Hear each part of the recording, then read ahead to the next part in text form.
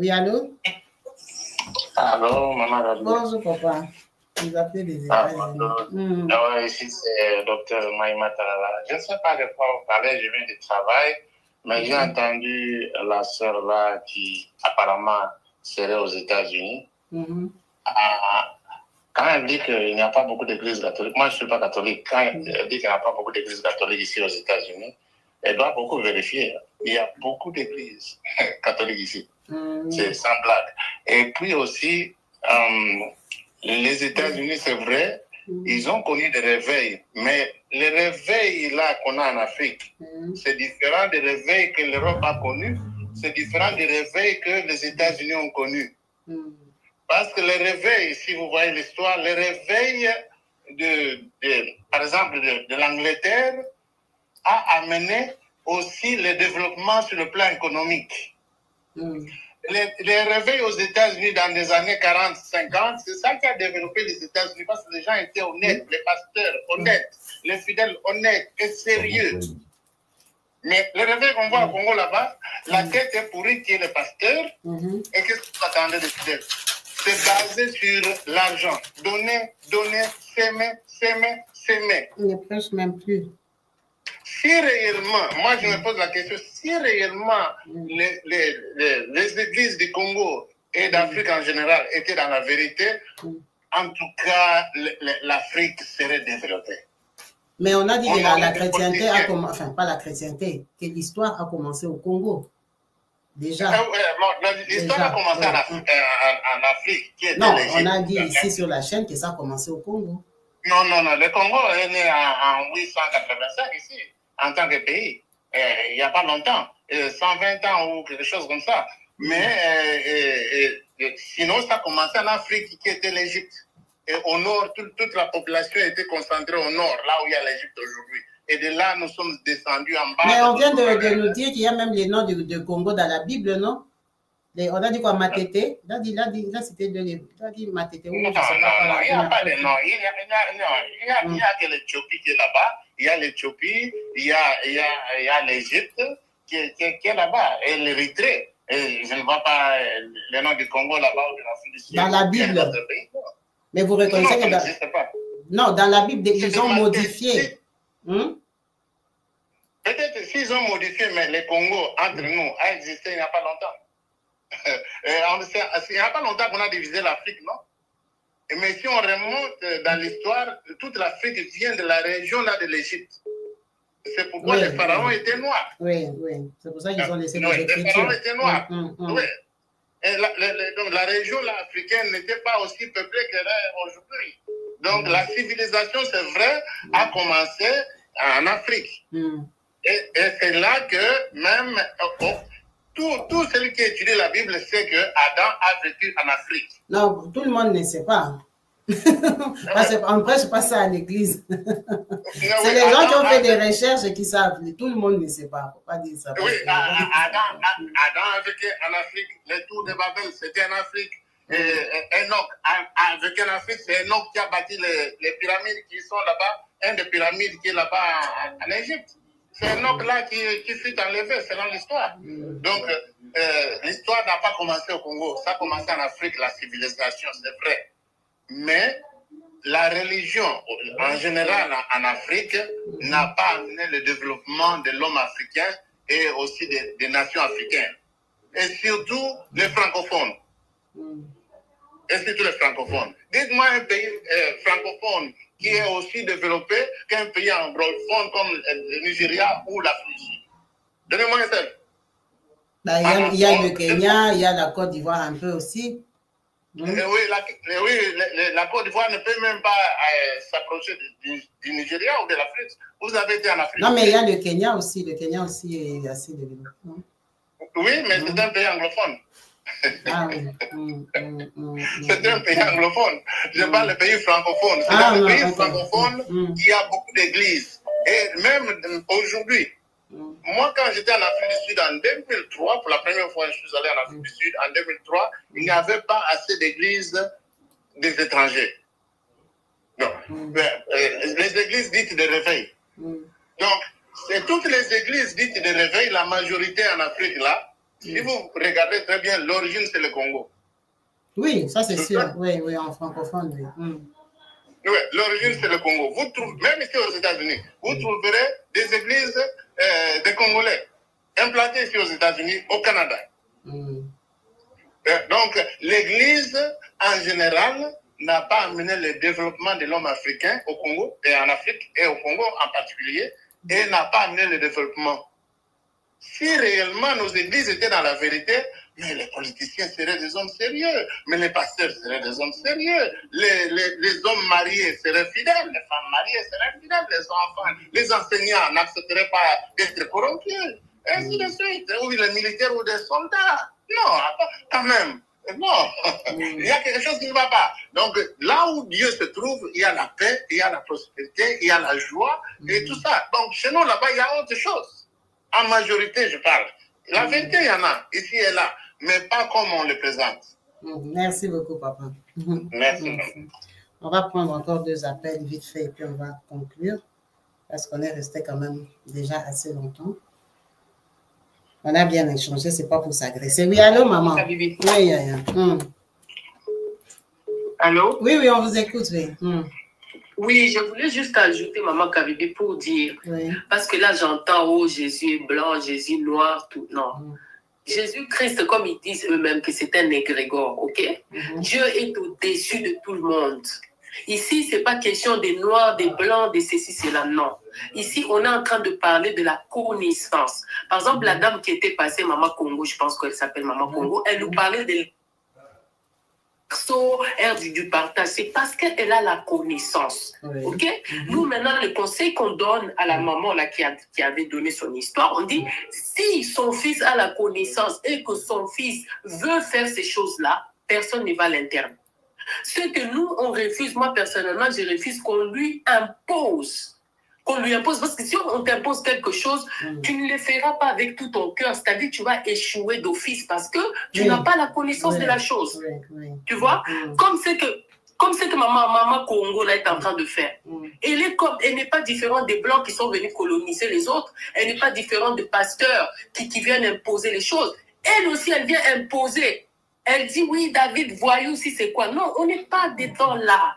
Dieu est au-dessus de tout le monde. L'esprit est au-dessus de tout. Dieu n'est pas chrétien, Dieu n'est pas musulman, Dieu n'est pas indien. Dieu est un esprit.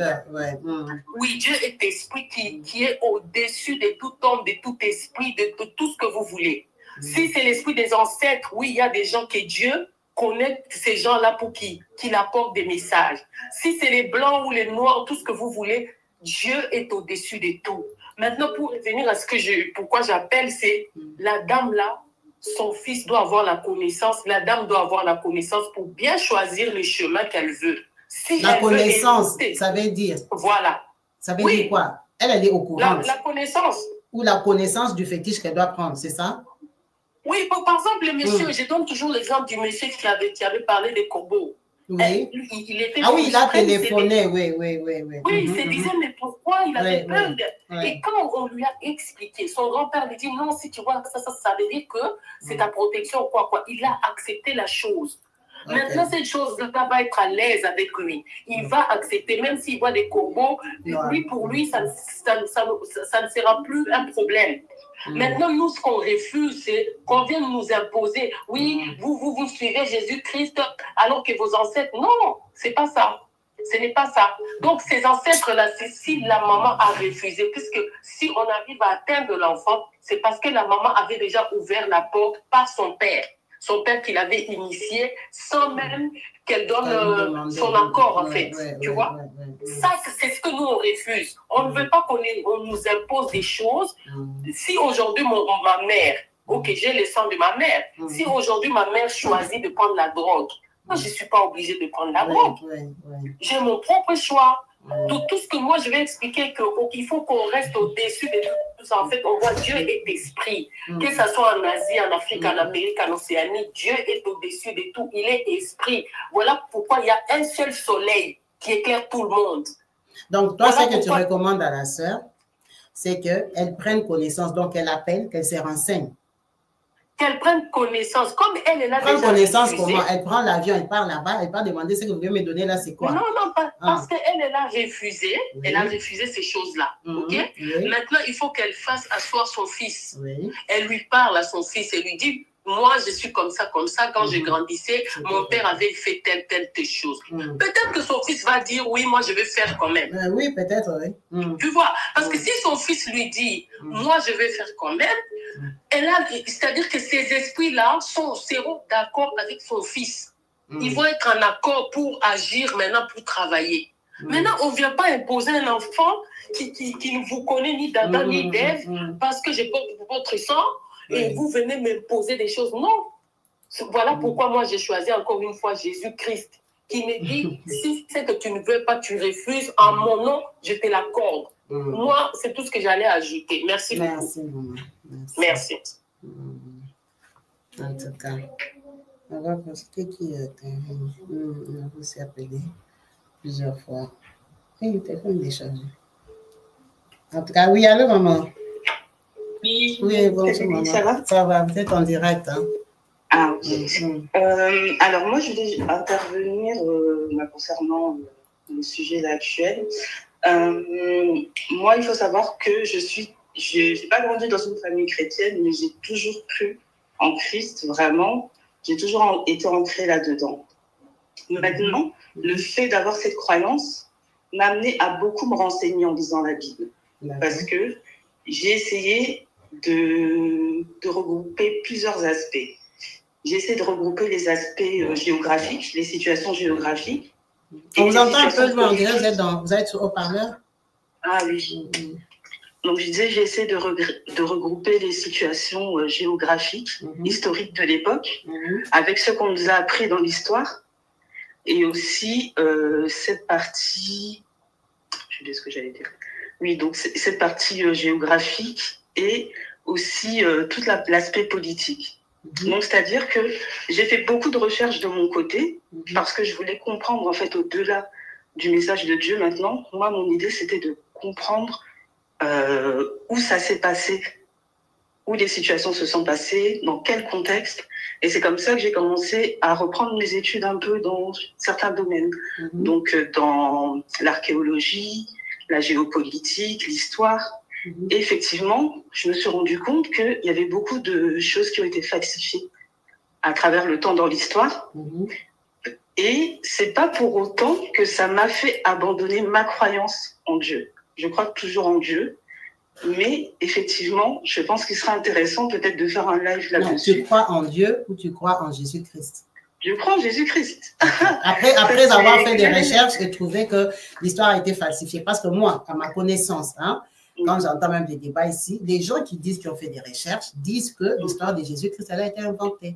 Maintenant, moi, je me demande comment toi, tu as fait des recherches, mais tu continues à croire.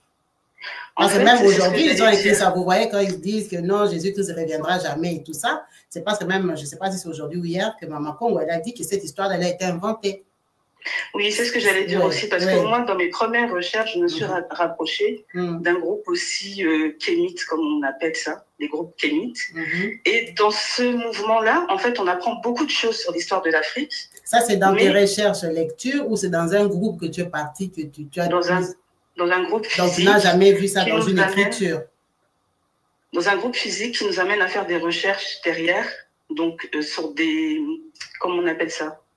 Vous savez, il y a des sites spécialisés pour les historiens ou les archéologues. Ils écrivent toutes leurs thèses sur tout ce qu'ils ont trouvé. Voilà, donc c'est des choses qu'on étudie comme ça.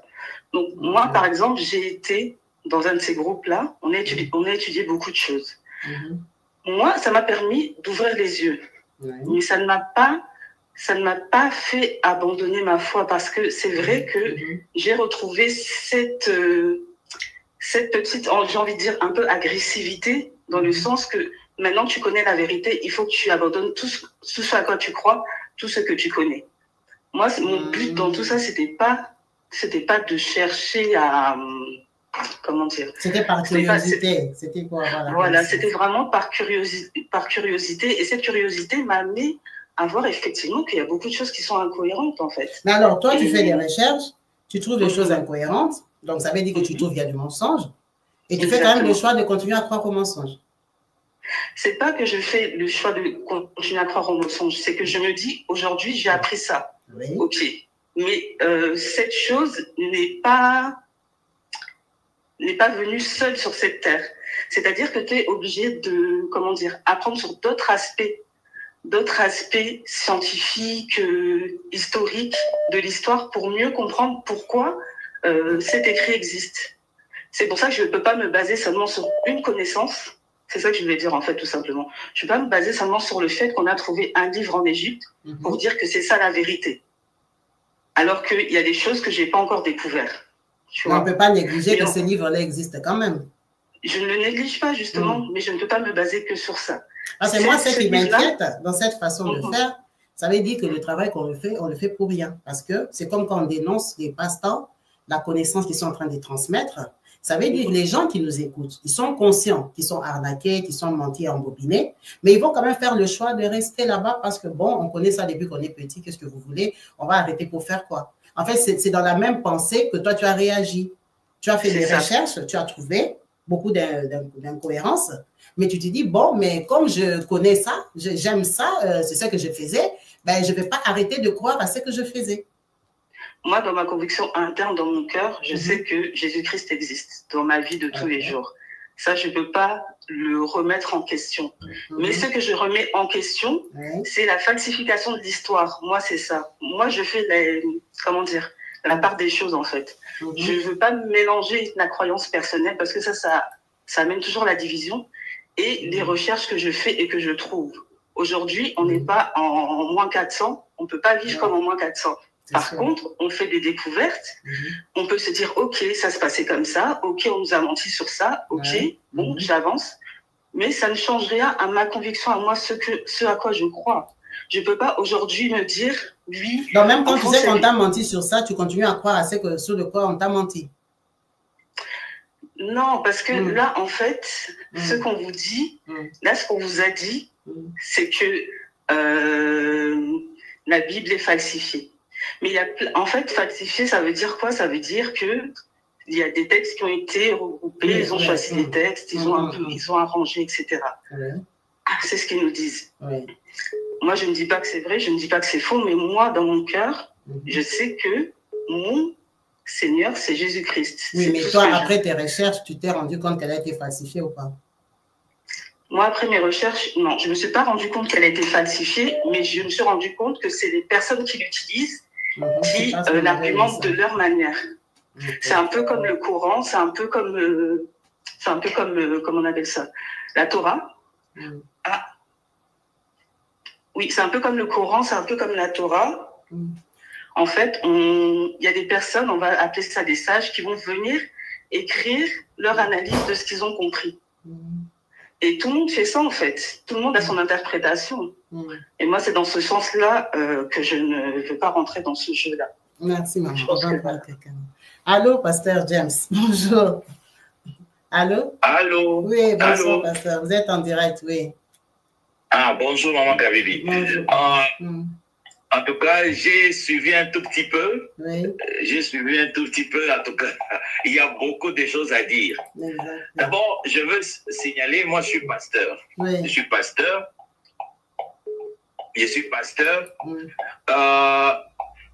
Je veux dire deux choses pour aider nos amis qui sont en train de nous suivre. Oui. D'abord, premièrement, la connaissance n'appartient à aucun peuple. Une connaissance, c'est un bien universel. Il n'existe pas une connaissance propre aux Noirs ou une connaissance propre aux Blancs. C'est pour cela, la fois passée, j'avais dit que la Bible, c'est un livre universel. C'est un livre universel. Notre mal, c'est parce que nous n'avons pas su adapter la Bible. Aujourd'hui, si on dit que les gens qui disent que non, la Bible a été falsifiée. Non, ce n'était pas falsifié. Et ils ont adapté la Bible suivant leurs us et coutumes, suivant leur vision, pour avoir ce qu'ils voulaient. C'est pour ça qu'ils l'ont adapté à leur manière. Nous, par contre, si aujourd'hui nous n'arrivons pas, c'est parce que nous n'avons pas adapté la Bible suivant nos us et coutumes. Il n'y a pas de nom africain, par exemple, dans la Bible. Il fallait mettre des noms africains parce que les Européens, ils ont mis des noms européens. C'était pour adapter la Bible suivant leur vision. Ce n'est pas de la falsification. Le jour où nous, les Africains, nous allons aussi prendre la Bible, faire de la Bible, parce que la Bible, ce n'est pas un livre qui appartient à un peuple. Ce n'est pas un livre des Juifs. Même les Juifs, eux aussi, ils ont pris le même texte et ils en ont fait leur. C'est-à-dire ils l'ont adapté à ce qu'ils puissent avoir ce qu'ils voulaient. Nous, si nous arrivons aussi à adapter la Bible suivant notre compréhension, suivant ce que nous voulons, c'est alors que nous pourrons bénéficier de la Bible. Regardez par exemple en Europe ici. Tout ce que nous avons ici en Europe, mais c'est la Bible. C'est les résultats de la Bible. La Bible, c'est un livre qui a été inspiré par Dieu pour le bien de l'humanité. Et chacun peut en faire ce qu'il veut.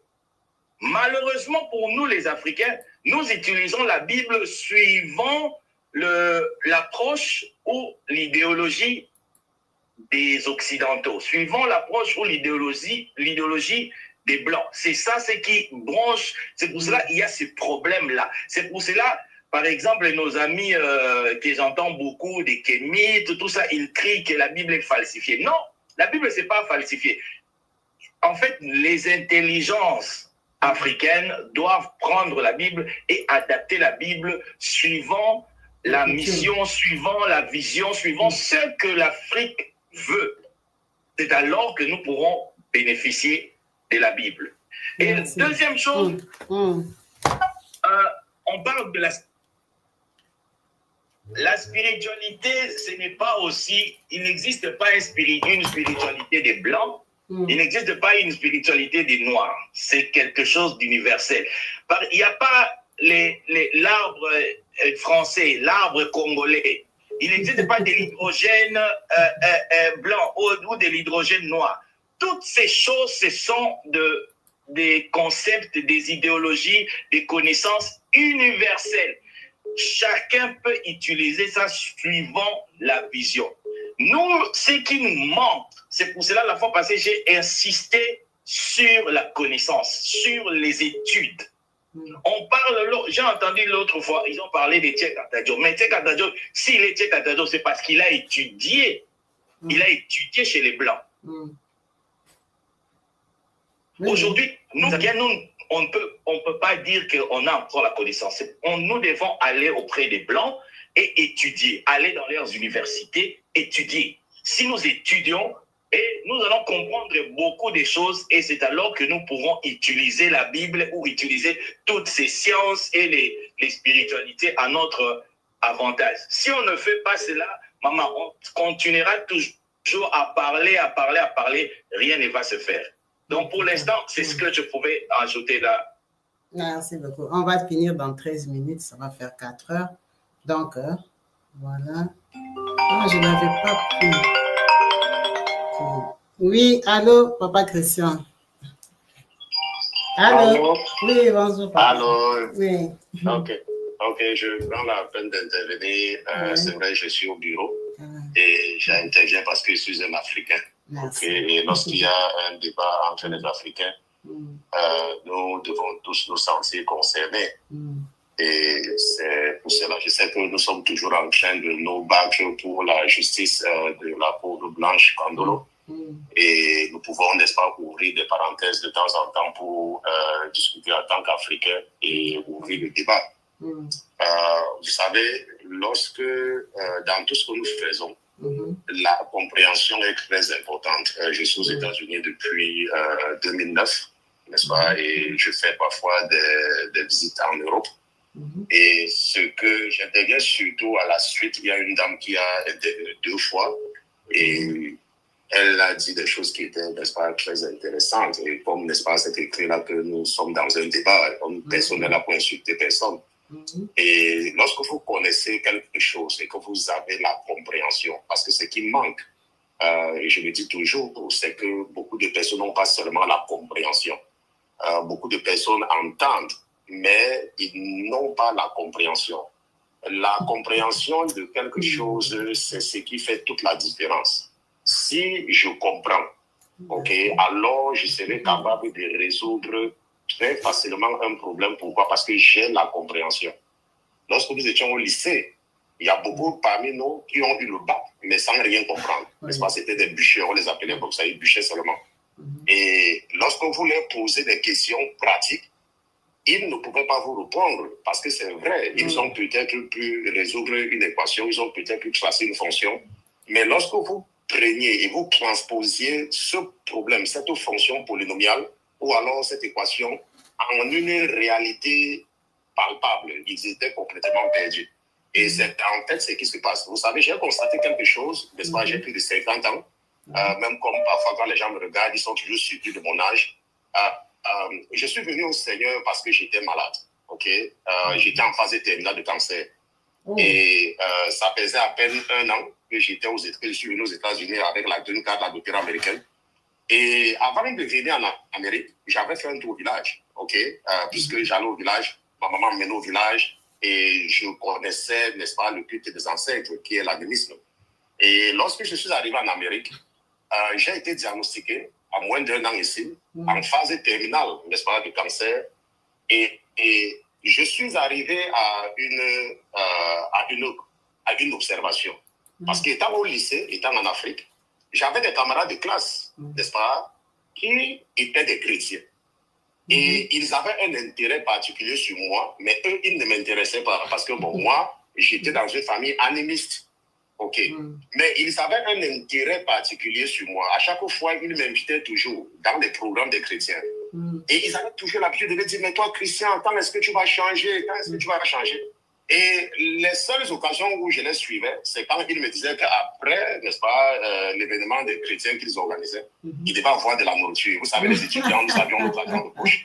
Et l'argent de poche faisait que, puisque dans l'animisme, dans le monde, nous, notre argent, c'était pour courir après les petites filles. Et s'il y avait une occasion où on pouvait avoir, n'est-ce pas, garder un peu d'argent pour alimenter la copine après, avec, n'est-ce pas, peut-être les 2 jours, nous partons à une fête et puis, bon, 2 jours restés, on peut peut-être acheter le jus à une petite fille. C'est ça qui nous intéressait, n'est-ce pas, cette économie. Donc, lorsque je suis tombé malade, je suis arrivé à cette évidence. J'ai dit, OK, moi, mes parents m'ont amené au village. Moi, je connais l'animisme, je connais le père de mon grand-père, je connais l'arrière-grand-père, parce qu'on me disait, oh, quand il y a tel problème, allez faire les sacrifices parce que la mère de maman est fâchée contre papa, et ainsi de suite, ainsi de suite. Mais moi, voici, je suis malade. Ça, c'est une réalité. Je suis malade, je suis aux États-Unis, là où les chefs d'État viennent se traiter. Ils m'amènent dans le centre de traitement de cancer, le premier centre au monde. Pour vous qui vous intéressez à ça, c'est Memorial Sloan Kettering, n'est-ce pas? Ils sont basés ici à New York. Et j'étais ici aux États-Unis avec mes papiers, donc j'avais accès à la santé. J'avais accès à la santé gratuite en tant que quelqu'un en résidence permanente. Maintenant, ici, c'est américain. Mais à 1 an, j'étais encore, n'est-ce pas, sur ça. Je suis donc arrivé à cette observation. J'ai dit, OK, avant de quitter bon, je suis, n'est-ce pas, du Cameroun. Avant de quitter le Cameroun, j'avais fait un tour au village. J'avais satisfait mes cousins, mes oncles, mes tantes. Mais moi, voilà, moins de 1 an, quelques mois après, je perds ma maman. 7 mois après mon arrivée aux États-Unis, ma maman décède un samedi. Et ma grande sœur décède un lundi. Et je rentre les enterrer. J'avais enterré 2 personnes le même jour. J'ai enterré ma grande sœur, j'ai enterré ma maman.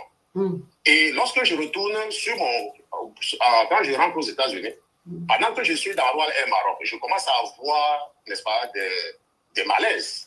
Et je défile aux toilettes dans l'avion. Et quand j'arrive, je vais à l'hôpital, n'est-ce pas? Et quand je vais à l'hôpital, c'est pourquoi? Parce que je commence à... Le sang, quand je vais aux toilettes, c'est le sang. Et ça remplit pratiquement un seau. Je dis non, ça ce n'est pas normal. Je prends ce seau avec le sang, je vais à l'hôpital. Et c'est là où les gens disent que non, ce sang ne peut pas sortir d'un être humain et qui est encore vivant. Mais ça sortait par l'anus. Et c'est là où je me retrouve dans cette situation. Je suis catholique parce que l'animisme et le catholicisme, c'est la même chose. Okay? Il n'y a pas de séparation. Même si on dit que c'est la même chose. Puisque quand vous êtes catholique et que vous êtes animiste, le prêtre ne va jamais vous décourager. Il va dire que c'est normal. Donc, sur ça, il dit que c'est la même chose. Donc, maintenant, voilà, je suis devant une situation.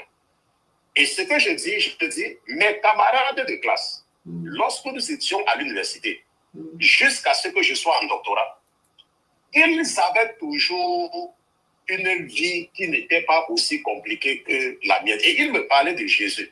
Je vais aussi essayer ce Jésus-là. Ça, c'était une conclusion simple. C'était à la base de l'observation d'un intellectuel, n'est-ce pas? Parce que je me suis inscrit, je faisais l'étude d'ingénierie en télécommunication ici.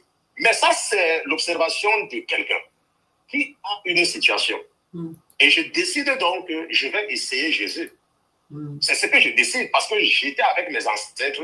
Me voilà en mourant. C'est donc comme cela que je me retrouve dans une église. C'était avec les ancêtres, ça veut dire toute l'enfance jusqu'à l'université. Tu étais pratiquant jusqu'au doctorat. Au culte des ancêtres ou bien juste la tradition? Le culte des ancêtres. Ça veut dire que sacrifier les chèvres, n'est-ce pas, verser le sur les... Donc, c'est ça que je dis. Et j'étais aussi catholique parce que j'ai fréquenté à l'église catholique depuis la maternelle jusqu'à avoir mon diplôme primaire. Et même quand je suis parti au collège, je partais toujours à l'église. Donc, je récitais la messe. Moi, quand j'allais à l'église, je savais déjà ce que le prêtre va dire. On se comprend. Donc, je dis donc que je me retrouve donc devant cette situation. Et je dis, me voilà malade. Je suis mourant. Je suis sur chimiothérapie. Je suis sur radiation. Je vais essayer le Jésus de mes camarades de classe. Parce qu'au moins, je voyais quelque chose dans leur vie. Mais tu étais déjà catholique, donc tu avais déjà Jésus, non? Non, le catholicisme, et c'est là où j'ai découvert, écoutez très bien. Quand je suis parti à l'hôpital pour la première fois aux États-Unis, on m'a fait remplir la fiche. Et sur cette fiche, c'était écrit, quelle est votre religion? Est-ce que vous êtes catholique ou vous êtes chrétien? Et c'est là où j'ai dit, donc il y a une différence. Mais si j'ai tout entendu aujourd'hui, donc les catholiques ne sont pas des chrétiens. Non, écoutez, c'est là où j'étais surpris, honnêtement, croyez-moi. Quand vous venez, quand vous êtes ici, là, vous savez déjà que la semaine ne commence pas lundi. Vous savez que la semaine commence dimanche, ok? Et quand vous partez à l'hôpital, on vous demande, est-ce que vous êtes catholique ou vous êtes chrétien? C'est la question qu'on vous pose. Et vous signez, moi j'avais mis, je suis catholique. Et quand j'étais à l'hôpital, le prêtre est venu à l'hôpital, prier pour moi. J'ai été baptisé sur un lit quand j'étais mourant de cancer. On m'avait baptisé à l'hôpital. Est-ce que vous comprenez? C'était à Harlem Hospital. Donc, vous n'aviez jamais été baptisé depuis l'enfance? Non. Mais j'étais juste pratiquant. Oui, j'étais pratiquant, mais je n'étais pas baptisé. Pourquoi? Parce que j'étais dans une famille très pauvre que nous savions que pour organiser ces choses, il fallait faire la fête, ainsi de suite. Voilà. Et je savais également qu'il y avait un plan pour toutes choses. Et c'est donc à l'hôpital, le prêtre est venu à l'hôpital avec les sœurs, on m'a baptisé à l'hôpital, à Harlem Hospital. Maintenant, je décide donc d'aller à l'église. Et la première fois que j'arrive à l'église, le pasteur m'appelle devant et il est capable de me dire quel est mon problème. Et c'est ce jour-là, c'est le jour que je vais à l'église, que je rencontre Jésus pour la première fois. Là, vous quittez l'hôpital pour aller dans une église. Non, parce que quand j'ai commencé avec la chimiothérapie, ce qui se passe, c'est que vous savez que la santé coûte très cher en Amérique. Et ils ont des techniques pour limiter les coûts. Donc, je portais la chimio sur moi. Donc, c'est comme dans une pochette. Et on vous met le cathéter au niveau de la poitrine. Et ce cathéter-là donc fait passer la chimio 24 sur 24 dans votre corps.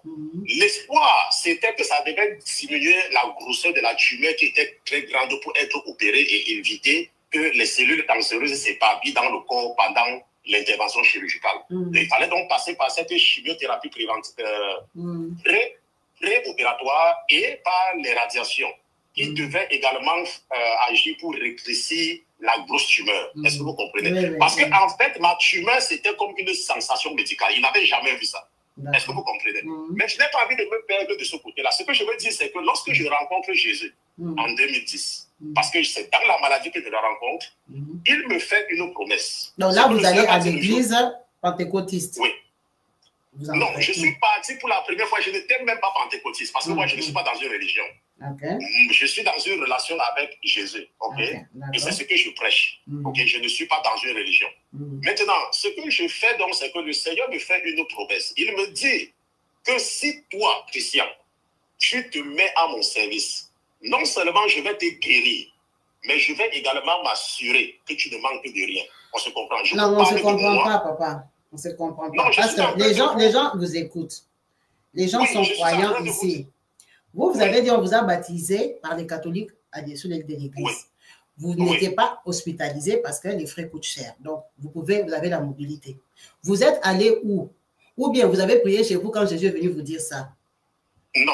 Ouais, vous êtes allé où? Je suis allé, quelqu'un m'a invité, c'est que je n'ai pas eu beaucoup de détails pour ne pas être trop long. Non, mais pour que les gens comprennent, parce que là, vous venez faire une révélation que Dieu vous a dit quelque chose. Maintenant, les gens veulent savoir à quel niveau déjà Dieu parle aux gens, à quel niveau de la foi chrétienne. Dieu se révèle aux gens et tout ça. Vous étiez à quel niveau? Oui.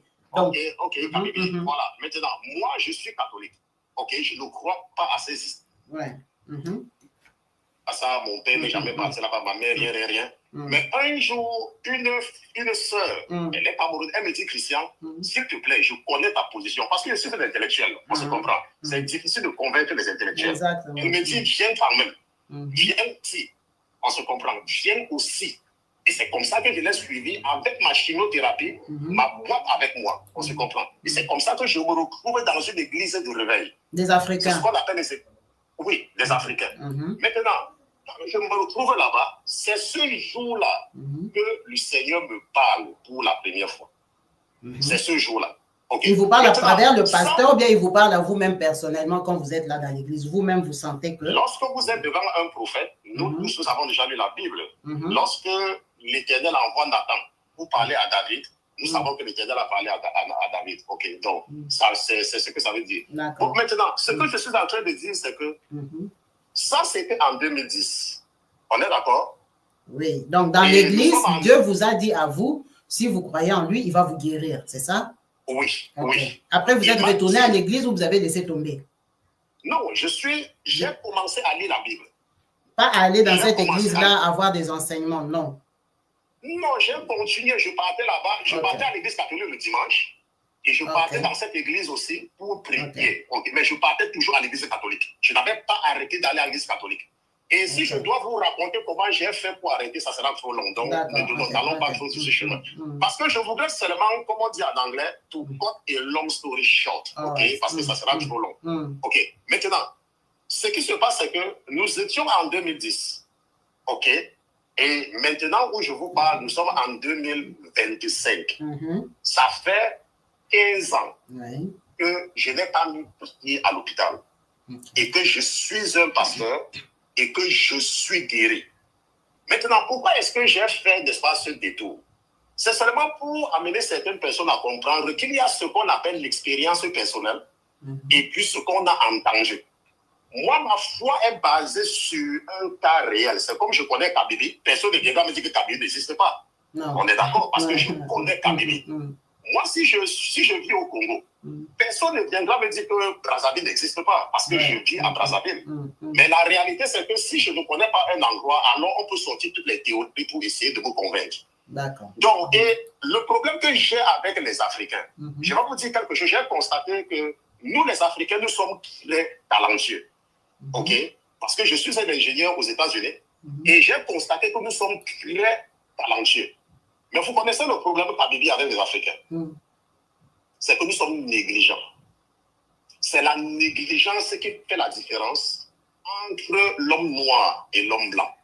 C'est ce que j'ai constaté après 50 ans sur la Terre. Et après, ça va travailler pour les compagnies les plus, en matière de technologie, n'est-ce pas, les plus avancées au monde. Parce que je suis dans la technologie de pointe. Et j'ai constaté, quand je regarde l'homme blanc, j'ai travaillé avec les Russes, je travaille avec les Chinois, je travaille avec les Américains, les Français et tout et tout. Parfois, même là où je travaille maintenant, je suis le seul noir dans la compagnie. Et j'ai constaté que nous, les Africains, nous, c'est la négligence qui fait toute la différence. Nous sommes talentueux, mais nous sommes négligents. Le fait que Jésus soit noir ou blanc, ce n'est pas ça qui justifie la malgouvernance. Ça ne justifie pas cela.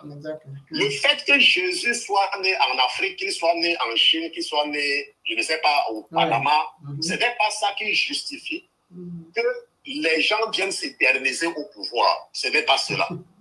Le problème, c'est que nous, les Noirs, nous avons un problème de négligence. Moi, je prêche Jésus que je connais. Et personne ne peut enlever ce Jésus parce que je le connais. Et même après m'avoir parlé en 2010, il me parle encore jusqu'à présent. Je vous ai parlé de cette femme la dernière fois, quand on disait, oh, il y a les gens chez toi, il y a la sorcellerie, il y a les gens qui la maison est possédée. Je suis parti là-bas et puis bon, il n'y avait rien absolument. Donc le problème, c'est que parce que beaucoup de personnes n'ont pas la compréhension, ils doivent donc asservir leurs frères. Est-ce que vous comprenez? La raison pour laquelle on prêche la sorcellerie dans l'église de Jésus, c'est pour développer la dépendance. Parce que si vous arrivez à faire peur à quelqu'un, alors cette personne va certainement dépendre de vous pour sa protection. C'est pour cela que dans mon ministère, je prêche l'enseignement, je prêche l'acquisition à la connaissance et j'insiste sur la compréhension. Et les gens qui me suivent, mes membres, ils savent que si tu m'appelles, la première chose que je vais toujours te demander, je vais te donner un chapitre et je vais te demander de lire et je vais te poser des questions dessus après 2 ou 3 jours. Parce que je ne veux pas qu'une personne dépende de moi. Exactement. On se comprend. Et le problème, c'est que les gens prêchent la démonologie. Les gens prêchent ce qu'ils prêchent, c'est parce qu'ils savent que les gens vont dépendre d'eux. Et parce que les gens vont dépendre d'eux, ils vont rester sans travailler. Ils vont appeler les gens le matin pour leur dire que Dieu m'a dit de te dire qu'il faut que tu fasses un sacrifice. Mais moi, je ne suis pas dans ce cadre-là. Est-ce que vous comprenez? Donc, je voudrais vraiment encourager ceux qui me suivent de comprendre que l'essence, vous savez ce que le Seigneur m'a dit quand je l'ai rencontré en 2010? Il m'a dit, il y a une seule raison pour laquelle je vais te sauver. Je vais te donner une deuxième chance. C'est à cause de ton cœur. Parce que toi, tu as le cœur sur les gens. Toi, tu mets la priorité sur le prochain et non sur toi-même. Mais ce n'est pas ce que nous voyons dans l'église. Ce que nous voyons dans l'église, c'est que c'est parfois même difficile aux Congolais de prier pour le Congo. La majorité des Congolais prient pour leurs familles, pour leurs enfants et pour leurs femmes. Est-ce que vous comprenez? Mais quand vous venez chez les Blancs, si vous venez aux États-Unis par exemple, vous allez vous rendre compte, parce qu'il y a beaucoup d'Africains qui ne savent pas, il y a plus d'églises aux États-Unis qu'en Afrique. Dans mon quartier, par exemple, quand vous partez de mon église, avant d'arriver à la fin de la rue, il y a au moins 15 églises. N'est-ce pas? Il y a les églises catholiques, mais la plupart du temps, ce sont les gros bâtiments qui sont vides. Ok, les gens qui viennent pour partir dans une grande église, vous voyez 10 personnes ou 15 personnes. Donc, ça veut dire que le christianisme aux États-Unis, les gens parfois disent que c'est en Afrique qu'on croit. Laissez moi vous dire, il n'y a pas d'église en Afrique. Si vous venez, je peux faire une vidéo un jour pendant que j'appelle et je vous montre la vidéo de la rue de mon quartier. Vous allez compter les églises sur 2 km, vous allez compter au moins 15 églises. Donc, en fait, en un mot, vous ne blâmez pas l'Afrique, il y a beaucoup d'églises comme ça. Non. Je dis, je n'ai pas de problème. Vous n'avez pas de problème avec la quantité des églises qui aboutissent les populations africaines. Parce qu'ils ne transmettent pas le message que vous transmettez. Ils les raquettent, ils leur demandent l'argent, ils leur prêchent de la dépendance, voilà. Exactement. Voilà. Exactement. Donc, c'est ça le problème. Et quelle est aussi la source? Comment est-ce que nous pouvons expliquer cela? Nous pouvons expliquer cela également par, comme je vous ai dit, nous, les Africains, nous sommes négligents. C'est que la négligence qui fait la différence entre l'homme blanc et l'homme noir. Mais sinon, nous sommes talentueux. Merci, papa. On va prendre aussi quelqu'un d'autre. Ouais, ça fait longtemps maintenant. Merci beaucoup, papa. Oui, allô? Oui, Kabibi. Oui. On va conclure avec vous, hein, parce que ça fait longtemps. Vraiment, j'ai entendu tellement de choses là, vraiment, Kabibi. Les Africains ont besoin d'éducation. Il y a un frère qui est venu dire qu'il n'y a pas de nom africain dans la Bible. C'était même un pasteur. Il y a un autre qui vient dire que il n'y a aucun nom Congo. Dans la Bible, il n'y a que l'Égypte, il n'y a que l'Éthiopie. Mais franchement. Oui, mais ce sont des pasteurs, ces gens-là. Ils ont. Madame Kabibi, je m'adresse là à ces pasteurs-là. Il faut qu'ils sachent que le Dieu de la Bible, et là je ne parle pas fort, le Dieu de la Bible, je vous pose une question, est-ce que Dieu habite quelque part, Maman Kabibi? Mais non, Dieu c'est un esprit, non? Bon, ok, c'est un esprit. Est-ce que Dieu, dans la conception africaine, Dieu c'est le créateur de l'univers, c'est l'énergie suprême, c'est l'énergie invisible, mais omniprésent, omnipotente. On l'appelait atome. Avant que le mot Dieu, qui vient du grec, existe, le Dieu en Afrique, on l'appelait atome. Et c'est de l'énergie, et c'est de là qu'est même venu le nom scientifique atome, les atomes. L'atome, c'est l'énergie. Oui, mais moi, je vais vous couper un peu. Tout à l'heure, quand je vous ai coupé, vous venez de dire que l'énergie vient de l'atome. Non, non, l'atome, pas tombe. Ah, l'atome, ok. L'atome, c'est l'atome. Quand tu vois l'hymne d'Akhenaton à Atome, tout ça, il faut aller lire. Donc, il s'adresse à Dieu, à Imana, comme a dit la sœur, Amon, le Tout-Puissant. Donc, or, le Dieu de la Bible, il faut que les pasteurs, parce que ce que je vais dire là, ils n'ont jamais entendu ça, ils n'ont jamais lu ça, et je vais parler, je vais donner les références. C'est même écrit dans la Bible. Vous allez dire, et puis on reviendra avec peut-être demain pour que vous répondiez aussi. Le Dieu de la Bible habite quelque part. Or, dans la conception africaine, Dieu, c'est l'univers tout entier. Dieu, c'est la nature. Or, le Dieu de la Bible, et là, je renvoie à Deutéronome, chapitre 33, versets 1 à 2. Il est écrit que l'Éternel est venu de Sinaï. Bon.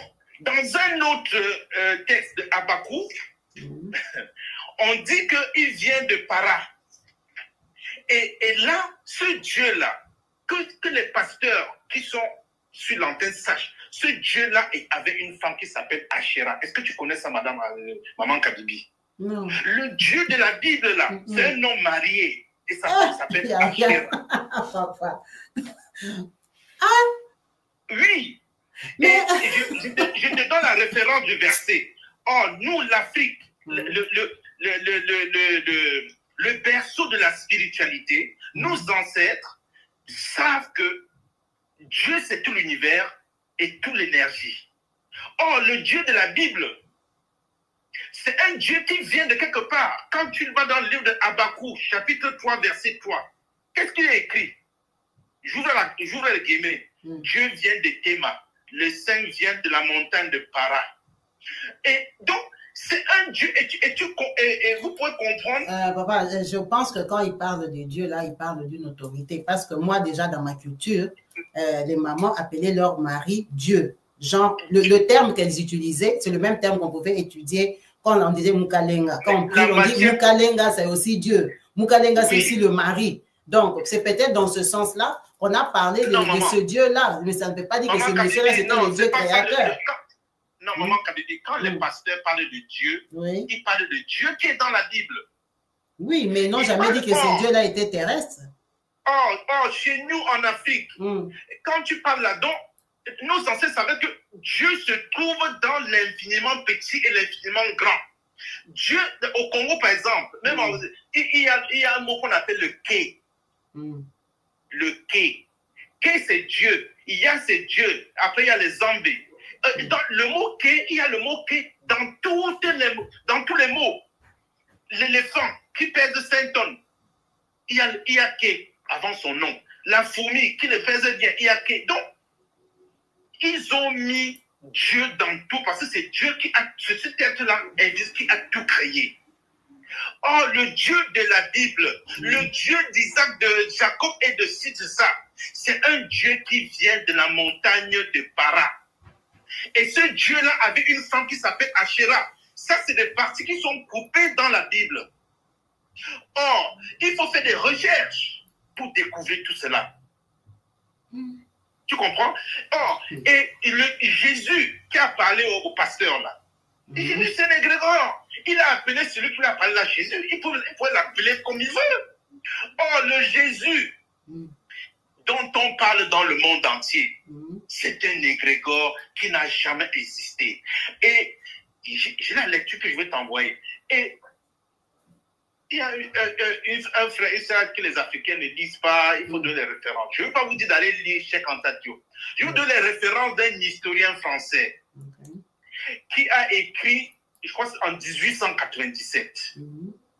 Le nom du livre, c'est L'histoire de l'Éthiopie des temps immémoriaux de la période anti-diluvien jusqu'à nos jours.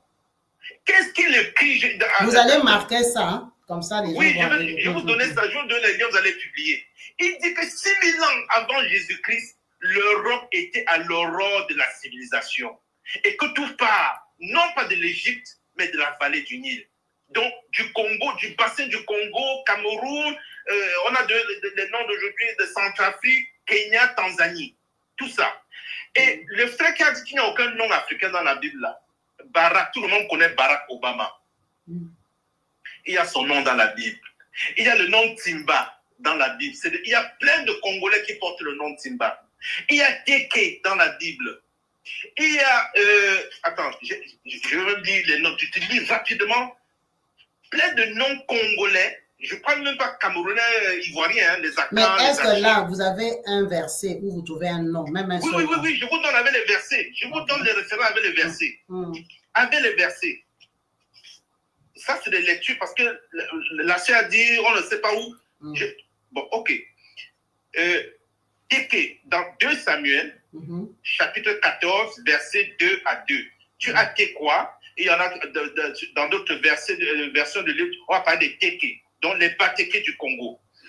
Dans Exode 6, 19, on te parle des mouchis. Les mouchis sont RDC. Les mouchis, le reste des bachis. Ils sont RDC. Dans Josué 15, 40, 18, 25, on te parle de Gabaon. C'est le Gabon. Dans 1 Chronique, chapitre 15, verset 17, on te parle de Kushaya, qui est une déformation de Kinshasa. Kinshasa, c'est ça, Kushaya-là. Dans Néhémie, chapitre 8, verset 4, tu as Matitia, qui est Matete en RDC. Ils ont changé certaines voyelles, enlevé certaines consonnes, en rajouté, et ainsi de suite. Dans Esdras, chapitre 10, verset 29 à 32. On te parle de Malouk. Mais en RDC, on te parle de Maloukou. Parce que dans la Bible, ils n'ont pas mis le... Donc, par rapport au nom contemporain, ils ont acheté le OU là. Or, dans la Bible, il n'y a pas le OU à la fin, c'est seulement Malouk. Mais c'est Malouk pour RDC. Dans 2 Samuel, chapitre 16, on te parle de David et Siba. Les Timba du Congo. Et dans 1 Chronique, chapitre 11, verset 39, on te parle de Sélec. Et là, l'orthographe même ne change pas. En RDC, c'est un Sélec. Mais dans la Bible, ça commence par T, mais au Congo, ça commence par N. Sélec. Sélec. Tu comprends? Mouchi, c'est là, on en parle plein. Il y en a là. Louésie. Louésie, c'est un RDC. Louésie, RDC. Tu as Kingdom. Et en RDC, c'est Kidou. Kidou, oui. Hein? Tu as même Accra, qui est la capitale du Ghana. Tu as Roega. Et en RDC, c'est Rega. Tu as Beraka. En RDC, c'est Baraka. Tout ça, c'est des régions qui existent. Et même le lieu où on aurait enterré M. Abraham, Mapela. Mapela, c'est au Congo, Kinshasa. La région de Mapela, c'est là-bas. C'est là-bas. Qu'est-ce que les pasteurs nous racontent? Le frère, là, il nous parle d'animistes, que les Africains sont des animistes. Oh, quand tu lis l'Ancien Testament, c'est la pratique qu'on attribue aux Africains comme des pratiques animistes, c'est cette pratique-là qu'on lit tout le long de l'Ancien Testament. Mais sauf que nos parents ne se livraient pas aux abominations qu'il y a dans l'Ancien Testament. Est-ce que vous savez que le plus grand génocidaire de tous les temps, il se trouve dans la Bible? L'homme qui a tué le plus de personnes en une journée, c'est un prophète. Et vous pensez qu'il y a Dieu là-dedans? Quand Moïse tue 3000 personnes en une journée, et que son successeur, toi, soi-disant, Josué vient tuer 12 000 personnes, quel est ce Dieu qui demande de tuer, d'exterminer? Or, nos ancêtres de la vallée du Nil, leur civilisation, leur culture sont basées sur les 3 principes qu'ils ont appelés le principe de la Maat, c'est-à-dire l'amour, la justice et la solidarité. Les 10 commandements qu'on attribue à Moïse, qu'il a pris ça sur la table sur le mont Sinaï, tout ça, c'est du mensonge. Les 10 commandements ont été prélevés dans les 42 lois de la Mahat. Bon. Qui existent des milliers d'années avant ce qu'on va appeler la Bible. Et même cette Bible-là a été traduite en Égypte. Pas en Europe, en Égypte, par les 72 savants. Origène, l'un des grands savants, l'un des grands spiritualistes, que même les catholiques, ils ont utilisé Origène. C'est un Égyptien.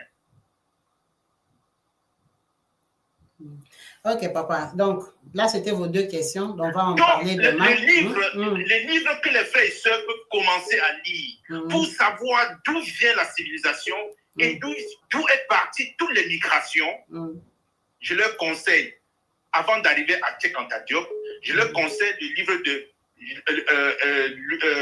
Jean-Louis Mourier. Le titre s'appelle « L'histoire de l'Éthiopie de la période antédiluvienne jusqu'à nos jours ». C'est un livre qu'il a écrit en 1897. La 2e édition, en 1897. On vous parle de la spiritualité, on vous parle de l'écriture. Parce que les pasteurs qui utilisent la Bible, ils savent qui a écrit la Bible. Quand le pasteur des États-Unis dit qu'il fait lire un verset, qui a écrit ça? Déjà, quand Matthieu de Jésus, les 4 évangiles ne s'entendent pas. Matthieu et Luc ne s'entendent pas sur la naissance de Jésus. Il y a un qui dit il est né au temps de Hérode, l'autre dit il est né après Hérode. Finalement, il est né quand? On ne sait pas, personne ne l'a vu. Et où est son ADN? Si ce monsieur avait existé, on aurait déjà estimé son ADN. Voilà que l'Africain, du moins l'Européen le plus ancien, on a découvert ses ossements en Roumanie. Ça date de 50 000 ans. Et Jésus, qui est dans le 2000, on n'a rien de lui. On n'a rien de David, on n'a rien de Salomon. Il n'y a rien. Mais on a les informations sur l'homme des glaces qu'on a découvert en Italie. C'est les Africains. Et cet historien-là, Maman Kadibi, il dit dans son livre que toutes les populations, il confirme ce que je vous ai dit tout à l'heure. C'est-à-dire que toutes les populations sont parties de l'Éthiopie, de la vallée du Nil, pour peupler l'Europe. On les appelait les Pélages. Et avant, l'Europe ne s'appelait pas Europe. L'Europe s'appelait Pélagia.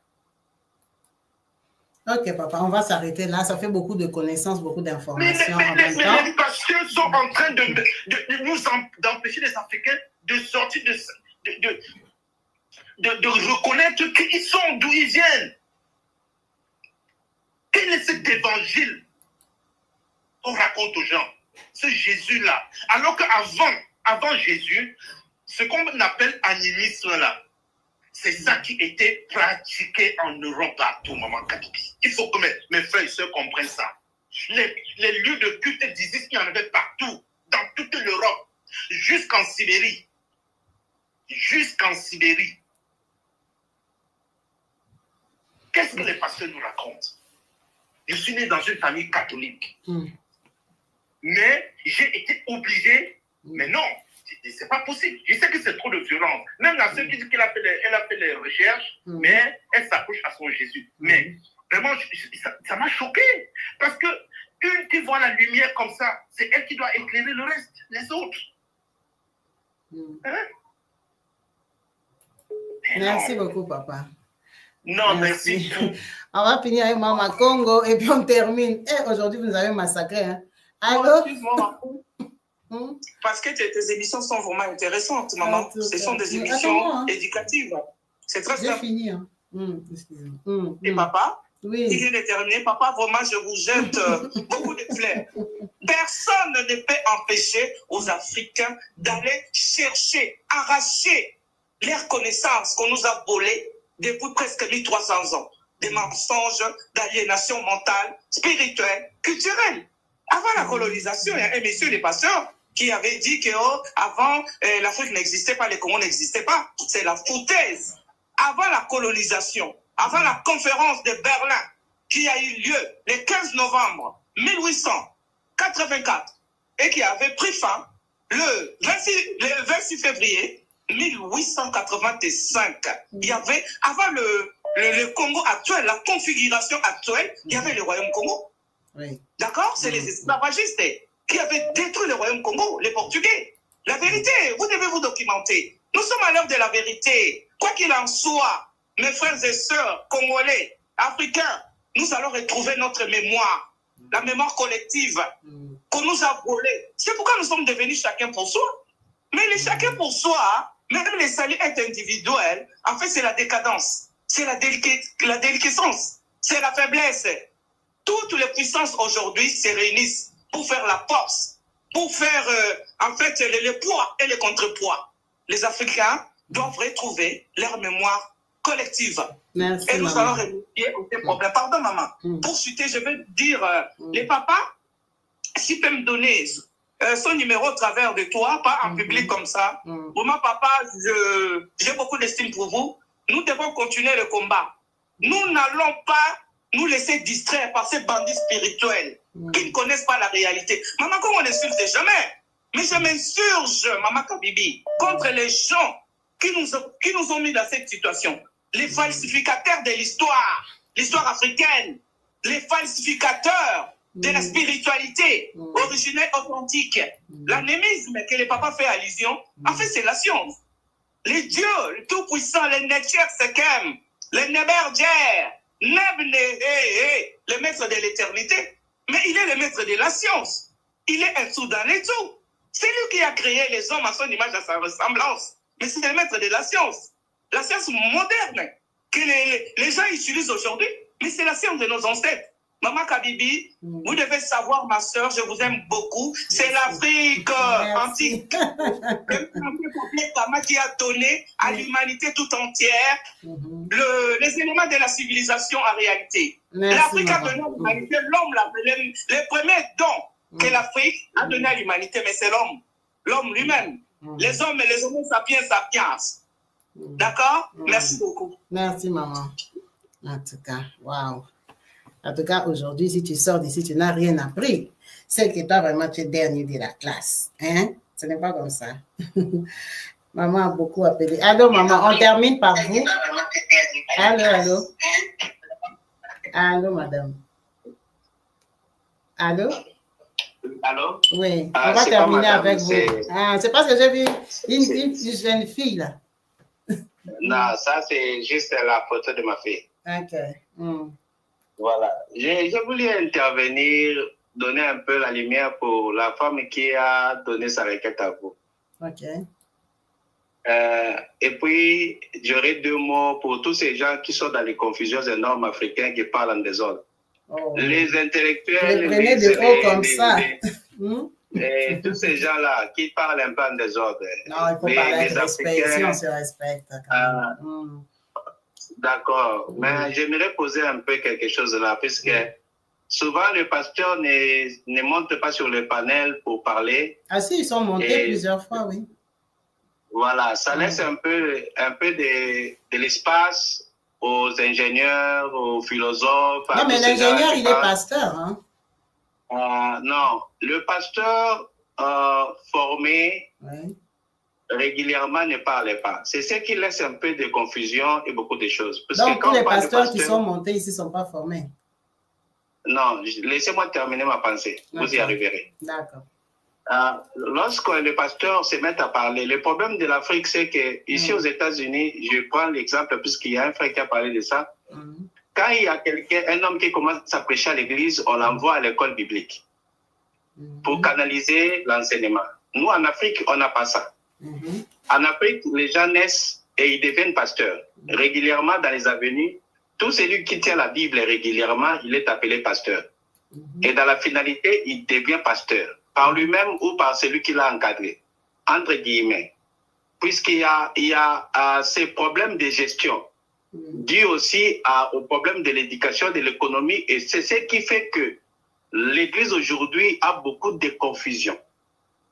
Régulièrement, les gens qui critiquent l'Église, je ne les donne pas tort. Parce que moi-même, j'étais au Congo il y a quelques mois. L'Église que j'ai laissée il y a 30 ans, et celle que j'ai trouvée, c'est complètement opposé. Je ne me suis pas retrouvé. Puisque quand les gens parlaient de pasteur, demandent de l'argent, tout ça, moi, je ne comprenais pas. Je suis allé au Congo et quand je suis revenu, j'ai compris un peu l'objet des critiques de tous ces gens-là. Mais sauf que peut-être une autre fois où on aurait l'espace de parler, on parlera sur ça. Est-ce que vous êtes croyant déjà? Vous êtes de quelle appartenance? Vous êtes croyant? Pas du tout? Non, moi je suis chrétien, un chrétien engagé. Un chrétien engagé et pratiquant. D'accord. Et dans l'église du Réveil, j'ai commencé depuis 89 jusqu'à aujourd'hui. Donc je connais l'église du Réveil. Ok. Je voulais parler pour la maman d'abord. La maman, quand elle commence à voir son grand-père chef coutumier, mais elle m'a dit que le pouvoir ancestral déjà est chez elle. Et elle doit faire beaucoup attention. Il n'y a que deux moyens de s'en sortir. Là, selon ma connaissance. D'autres aussi pourraient avoir le leur. Soit il trouve un pasteur qui n'est pas dans le fétiche, tout ça, c'est lui qui cherche Dieu en. Ou soit, il doit aller dans les cérémonies ancestrales, faire les refus du pouvoir. On lui fera les cérémonies qui lui feraient sortir. Donc, elle refuse le fétiche de sa famille. Oui, et elle va chercher les cérémonies ancestrales chez d'autres personnes. Voilà. Donc, elle refuse ses ancêtres. Non, pas chez d'autres personnes. Pas chez d'autres personnes. Dans sa famille. Oui. Le pouvoir se donne d'une personne à une autre. C'est une succession. Et quand ça arrive chez toi et que tu sens que tu n'es pas disposé au pouvoir, vous rentrez vers les anciens. Vous les expliquez, vous refusez le pouvoir aux anciens. C'est eux qui vous feront les cérémonies pour vous faire sortir de là. On ne refuse pas par soi-même dire que je ne veux pas. Parce que tu ne t'es pas choisi, on t'a choisi. Vous comprenez, maman? Oui. On ne te choisit pas dans les coutumes africaines. Que ce soit les Mbikodi, les Mbikodi, les Sangoma, tout ça, ces gens-là, tous ces gens-là, ils ne se choisissent pas, on les choisit. Oui. De même aussi, les phytothérapeutes, les Ngangangombo, les Ngangakisi, ils ne se choisissent pas, on les choisit. Okay. Maintenant, quand le pouvoir vient chez vous, comme le pouvoir d'Nkodia, le pouvoir coutumier, lorsque ça arrive chez vous, et que vous ne désirez pas obéir à leur appel, c'est comme ça que vous devez revenir vers eux. Je crois qu'il y a l'un des tribus du Bakongo, quand le pouvoir arrive à vous et que vous ne voulez pas, on doit faire sadaka. La fête qu'on fait là, oui, on appelle ça sadaka. On fait cette fête-là pour te faire sortir de ce pouvoir-là que tu ne veux pas avoir. Maintenant, ça serait donné à quelqu'un d'autre qui va les garder jusqu'à ce qu'un nouveau choisi se revenir à la famille, puis on donne à celui-là. Maintenant, si elle ne fait pas ça, parce qu'elle est chrétienne, elle doit maintenant se confier à un pasteur. Malheureusement, le pasteur dans les diasporas, c'est un peu difficile, mais il y en a. S'il trouve un pasteur qui connaît le service de la spiritualité, parce que ce n'est pas tout le monde qui peut encadrer quelqu'un dans la délivrance, dans les histoires. S'il y a un pasteur qui peut l'aider, ce pasteur-là pourrait maintenant l'aider dans des prières pour le faire sortir. Ma contribution serait que, soit elle rentre dans la famille, demander de l'aide à la famille, soit elle voit un pasteur. Mais d'elle-même s'est décidée que je ne veux pas, ça ne va pas l'aider. Pourquoi? Parce que déjà, il y a la présence de son grand-père. C'est pourquoi, quand vous allez dans le village, on consulte les ancêtres. Les ancêtres qu'on consulte, les chefs coutumiers, ils voient tous les chefs coutumiers qui sont passés avant lui. C'est quand tu commences à voir les gens qui sont déjà morts, c'est que tes yeux déjà commencent à s'ouvrir. Parce que les vivants ne voient pas les morts. En tout cas, merci beaucoup, papa. On va s'arrêter là pour ce soir. Merci beaucoup pour votre participation. Okay. En tout cas, merci à vous tous qui n'avez pas hésité à interférer, à réagir. On a appris beaucoup de choses. Pour ceux qui ont appris, En tout cas, ça nous aide à avoir les différentes pensées et convictions des uns des autres. Même sur la chrétienté, beaucoup de gens ont appris des choses qu'ils n'ont jamais entendues, qu'ils n'ont jamais su. Merci, papa, qui nous a donné des versets. Hein? Il nous a même donné des versets pour trouver effectivement ce de quoi il parlait. Donc, ce n'était pas des paroles en l'air. Il a donné quand même ses preuves que ceux qui seront intéressés pourront aller lire tranquillement aussi. C'est un échange, mais dans le but surtout de comprendre qu'on a quand même des racines. Hein? Moi, c'est ça mon combat. Qu'on a des racines, qu'on a des sources, qu'on ne doit pas négliger, hein, qu'on ne doit pas se dire que automatiquement c'est mauvais. Moi, c'est ce que je trouve un peu vicieux de dire que tout ce qui vient de nous est mauvais. Okay? Donc, la plupart du temps, c'est un peu ça, indirectement, l'évangile que nos frères, les passe-temps aujourd'hui, essaient de nous transmettre pour nous piller et pour nous appauvrir. Comme le papa a dit, nous rendre dépendants d'eux en se disant, tu veux Jésus, tu restes avec moi. Tu veux Jésus, tu t'accroches à Jésus. Tu veux Dieu, tu t'accroches à Dieu. En tout cas, moi, je pense sincèrement qu'on a toujours eu Dieu.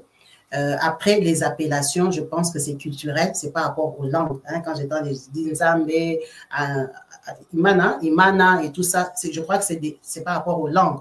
Mais je pense que tout le monde se réfère à Dieu, le Créateur. Quand il a l'intention de prier, il se réfère au Créateur, que ce soit par un objet ou par une croyance quelconque. Je crois que c'est quand même la même source.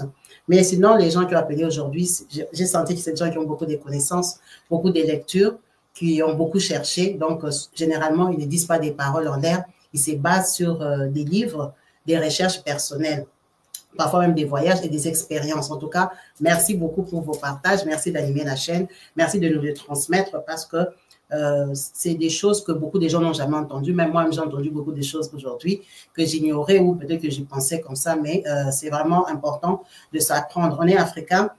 Moi, je pense que s'il y a des Africains qui ont des genres de connaissances, ils peuvent aussi écrire des livres.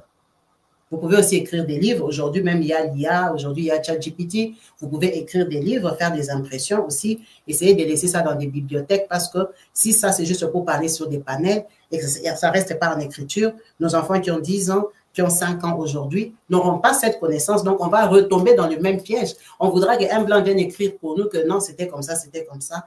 C'est des connaissances à laisser que les gens vont croire ou pas. Hein? Les gens, ils sont libres de croire à ça ou pas. Donc, moi, j'encourage vraiment les personnes qui ont eu à faire déjà des recherches comme ça, en sachant que, comme notre papa a dit, qu'on a la paresse. Hein? Nous, les Africains, nous sommes déjà paresseux déjà à lire. Ce n'est pas vraiment dans notre culture. Si ça a été fait exprès, qu'on soit dressé plus au travail, à la recherche d'argent, vu que déjà on vient des pays pauvres, qu'on ne s'intéresse pas beaucoup à la lecture. Donc, s'il y a des gens, déjà, il y a des gens qui font des vidéos, qui ont des channels, des chaînes où ils parlent des choses comme ça, qui n'intéressent personne parce que nous sommes des chrétiens, des croyants. Mais si vous pouvez aussi laisser ça en livre, en écriture, qu'un jour, nos enfants, dans 100 ans, sauront qu'il y a eu une maman Congo qui avait écrit un livre où elle disait ça, ça, ça, ça. Qu'il y avait eu un papa aussi, papa, vous ne m'avez pas dit votre nom, qui lui disait ça, ça, ça, ça, ça. Comme ça, les gens auront des références que vous avez aujourd'hui. Et donc, on se plaint que nous, on n'a pas d'écriture de nos ancêtres et nous sommes perdus. Donc, c'est un peu la même chose et il ne faut pas qu'on continue justement la même chose. Ce sont des connaissances qu'on est libre d'adhérer ou pas. Voilà, c'est des échanges. Comme notre sœur qui a dit qu'elle a fait des recherches, elle a découvert beaucoup de choses, mais elle a fait le choix de rester chrétienne dans sa croyance. Donc, c'est un choix qu'on peut aussi laisser à nos enfants, de savoir qu'on a ça, on vient de là, on est comme ça, mais on vit comme ça. Après, c'est à toi de choisir à quoi tu adhères. C'est un combat qu'on a commencé, qui pour beaucoup ont déjà commencé, à essayer de transmettre nos cultures et d'arrêter de diaboliser tout ce qui nous appartient. Parce que si nous, déjà, on continue à se persuader que tout ce qui est de nous est mauvais, c'est vraiment ça qu'on laisse à nos enfants. Donc, ils ne seront vraiment pas intéressés à connaître nos valeurs, nos cultures, nos débuts, nos ancêtres, notre connaissance, nos capacités, nos sources, en fait. Donc, il faut qu'on ait déjà une pensée positive pour nous. Maman, moi, comme je t'ai dit au téléphone, je pense que tu es attaché, hein, comme on dit. Chez les chrétiens, on dit tu as été initié dans la sorcellerie, si on va appeler ça comme ça, parce qu'on ne va pas se cacher à l'église, on dit que c'est la sorcellerie. Donc, tu as été initié dans la sorcellerie de ta coutume, ok? Toi, tu as fait le choix de refuser, mais moi, je te répète encore qu'il faut aussi laisser le choix à ton fils d'être même au courant de ce qui le tourmente. Parce que c'est vraiment injuste. Si t'arrive quelque chose aujourd'hui, cet enfant-là ne va jamais comprendre ce qui lui arrive dans la vie. Et il va se battre comme ça et il ne va pas s'en sortir. Quand on met au monde nos enfants, on ne sait pas ce qu'ils deviennent. Il peut s'élever dans ses études de connaissances, il va devenir franc-maçon. Parce qu'il a un appel spirituel que lui-même, il ne comprend pas. Maintenant, comme il ne sait pas d'où ça vient, il se dit que je dois être un spirituel. Il peut rentrer dans Maïkari, il peut rentrer dans Rose quoi, il peut rentrer dans quoi, je ne sais pas. Parce que peut-être en grandissant, les gens, ils font des choix. Les gens qu'on critique aujourd'hui, ils ont des formations, peut-être chez eux, leurs parents n'étaient pas. Donc, en grandissant, les gens changent. Ce sont des gens, on a grandi avec des catholiques, baptême, tout ça, mais ils ont grandi, ils sont devenus peut-être dans des sciences. Les gens, ils font des choix en grandissant avec les coups de la vie. C'est vraiment dommage que quelqu'un qui est peut-être naturellement de sang puissant, il ne le sait pas, il se perd, il peut entrer dans la scientologie des Américains. C'est pour ça qu'il faut la connaissance. Il faut que la personne connaisse, parce que ton choix à toi d'être chrétienne, tu pries pour tes enfants, tu le désires de tout ton cœur. Ce n'est peut-être pas le choix de ton enfant quand il va grandir. Les gens que vous voyez qui ont 40 ans, 50 ans aujourd'hui en Afrique, qui sont des grandes personnes dans les sciences, leurs parents priaient pour eux. Ce sont nos frères, ce sont nos sœurs, donc on priait pour nous tous. Mais quand ils ont grandi, ils ont fait des choix. Mais il y a des gens qui ont fait des choix. Tu vois que même là-bas, quand il entre, il devient chef là-bas parce que son sang, c'est un sang des chefs, c'est un sang des leaders. Donc, quand tu mets au monde un enfant, tu as un désir et un souhait. Mais le cœur de l'enfant, ce n'est pas ton cœur. Ce que ton enfant sera demain, ce n'est pas toi. Donc, ton enfant, il peut se retrouver dans des sciences pendant que s'il en a vraiment besoin, c'est mieux qu'il retourne chez eux, il est déjà chef là-bas. C'est pour ça que moi, je pense que, comme dans la vie, en plus, nous sommes dans des pays de liberté, on doit avoir aussi la liberté spirituelle parce que la croissance, la connaissance, le spirituel, ça ne s'impose pas. Ça s'est choisi. Ça s'est choisi. Ça, c'est ton choix à toi. C'est ton souhait que ton enfant te suive, mais il faut quand même lui laisser son choix. Il faut lui laisser aussi son choix parce que maintenant, il est adulte. Toi, tu lui as montré un chemin. Lui, il va grandir, il va rencontrer les amis, les réalités de la vie, le travail et tout ça. Il va faire son choix. Les gens qui font leur choix, ils ne demandent pas à leurs parents. Toi, tes parents, ils étaient culturels, ils étaient dans la tradition, ils étaient dans les enfants des chefs coutumiers. Toi, tu as refusé, tu as fait ton choix. Donc, laisse-lui aussi quand même l'occasion de faire le choix. Parce que s'il vient le chercher de force et que lui, il ne sait même pas, et si on le combat? Et si on le prend?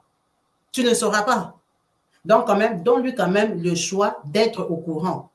D'être au courant que son sang crie là-bas au village, que son sang, c'est le sang des coutumiers là-bas, qu'il a le sang d'un chef. Un chef au village que lui n'a jamais mis les pieds. Maintenant, si lui il a peur ou si lui ne veut pas, parce que les enfants, ils sont comme ça, tu le vois, il part à l'université, tu ne sais pas ce qu'il lit comme livre. Peut-être qu'il est en train de lire plein de livres que les mamans ici ont déjà lu. Lui aussi, il ne va pas te dire. Parce qu'il a peur de « Oh, ma mère, c'est une croyante, je ne peux pas en parler avec elle. Elle est bornée. » Parce que souvent, les chrétiens, nous sommes bornés. On n'aime pas les discussions. Quand tu viens discuter comme ça, tu es sorcière. Tu ne crois pas à la Bible, tu ne crois pas en Dieu. Donc, peut-être c'était « Ah, maman, je vais aller lui parler des choses comme ça. Elle qui prie tous les matins là-bas. Comment je vais lui en parler? » Donc, je ne vais pas lui en parler. Peut-être qu'il est en train de lire des livres, des connaissances que toi, tu ne connais pas. N'oublie pas, c'est à l'université qu'on recrute les gens. Beaucoup de gens que tu vois aujourd'hui sont dans les grosses sciences. On les avait recrutés à l'université. L'enfant fait des grosses études, donc fais attention. Il peut se faire recruter. Quelque part, il ne va pas te dire parce qu'il sait que tu es une chrétienne. Mais pendant que lui, il a un sang qui crie. C'est pour ça que moi, je pense que sincèrement, même si toi, tu as fait le choix de refuser, il faut quand même l'informer. Il faut quand même l'informer. C'est un adulte. 23 ans, c'est un adulte. Même si aujourd'hui, il ne décide pas, mais dans 10 ans, il peut décider pour son sort. Et au moins, il aura une compréhension, voilà, de ce qu'il arrive, de ce qu'il subit. Comme ça, il peut affronter. Tu vois, il pourra affronter. OK. En tout cas, merci beaucoup. Je ne sais pas si on t'a aidé, mais je pense qu'avec tout ce que les papas et les mamans ont dit ici, vraiment, ça peut t'aider à te situer. On est vraiment allé dans tous les sens de la spiritualité. Donc, chacun peut faire le choix de savoir à quoi il va croire. S'il a un doute, s'il veut faire des recherches, effectivement, il faut faire des recherches. Hein? Il faut faire des recherches parce qu'on a quand même une histoire. Nous sommes quand même un peuple. On ne peut pas être un peuple sans histoire. Seulement, on a une histoire que beaucoup d'entre nous ne connaissons pas.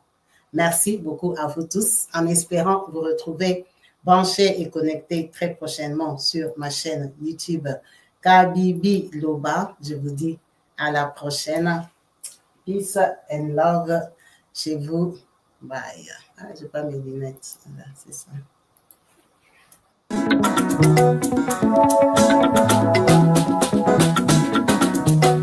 Partout dans le monde, sans exception, abonnez-vous sur la chaîne YouTube Kabibi Show TV. L'information en temps réel, temps réel. Allez. Oh. partout dans le monde. Bibalete, Kakamoko, c'est Kabibi Show TV. Allez, s'abonner, s'abonner, abonnez-vous massivement. S'abonner, s'abonner, abonnez-vous massivement. S'abonner, s'abonner, abonnez-vous. Oh Maman Kabibi, moi si Amayele, Maman Kabibi, Maman Yama Solo, Maman Kabibi, la chaîne est actuelle, Maman Kabibi, information dans la source, oh, en temps réel, on parle de la réalité, de nos vies et nos parcours que nous traversons chez Maman Kabibi. Nous recevons des conseils, des avis, des qualités. Dans la team Kabibi Show, la team de qualité, c'est la team d'exception. Oh Maman Kabibi, Maman africaine, Maman Kabibi, Bendele Amboka, chez Maman Kabibi. Moi si Kitoko, Maman Kabibi, la sagesse, la différence. Elle nous parle des histoires réelles, l'histoire vécue, remplie des émotions, avec éloquence, classe, la maman de la francophonie, Maman Kabibi, Kabibi Show TV, Maman Kabibi, Maman ya Bana, Maman Kabibi, Maman ya Boboto, Maman Kabibi, Kabibi Show, Kabibi wetwe. La team Kabibi Show TV, Benele Amboka, Topesi Olombonia. Kabibi Show, s'abonnez, abonnez-vous massivement. S'abonnez, s'abonnez, abonnez-vous massivement. S'abonnez, s'abonnez, abonnez-vous massivement. Topanza sango ya Kabibi Show TV. Toyoki na matoi tomoni na miso tondimi. Tobekeli yo maboko. La team Kabibi Show, Kabibi Show, Kabibi Show.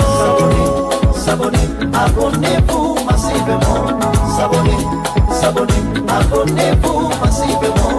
S'abonnez, s'abonnez, abonnez-vous massivement.